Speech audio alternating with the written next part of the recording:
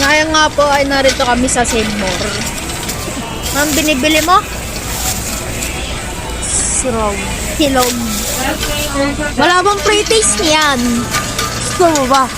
Siyempre pagka magpapakilala ka ng item, di ba dapat yung ibebenta, pag bago lang sa market ay may pre-taste. Okay lang ba? Tatlo kami sa bahay, pre-taste. Oh, tapos na binili ko yung tatlo lang. Ilan? Tatlo, apat. Lugi pa. Tag-ilan? Apat lang yan. Apat-apat. Eh, sakto sa atin to. Pre-taste Wait, lang. lang pala.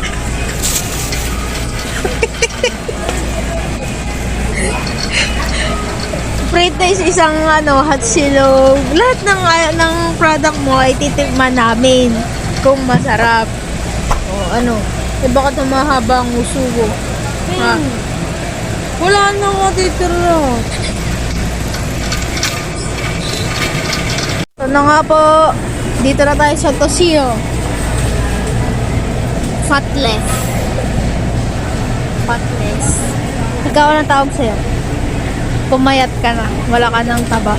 Fatless. Fatless. Kaya mo ako kusino. Ito ba? Oo. Oo.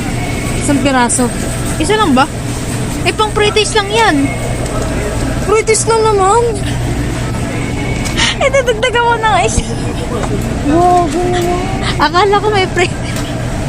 Pati ba naman to sino British? Talaga na. Oh, eto, meatloaf. Wala akong ganyan. Ay, wala ka bang ganyan? Kala ko magkakaroon ka na ng ganyan eh. Pre-taste. Puro British. Wala na kanita. Ayaw mo nun, unang araw mo sa market, puro pre-taste lang. Ano to? Ang gusto mo. Na ano nga? Gusto ko nga i-pre-taste lahat yan. Huwag naman. 3,000 mabibili. British lamang. Sige. Ano yan? Ba't narito tayo sa mga chicheri? Chicheria? Siyempre, yung favorite mo. Ano yung favorite ko? Wala yata. Ano? Maliit lang.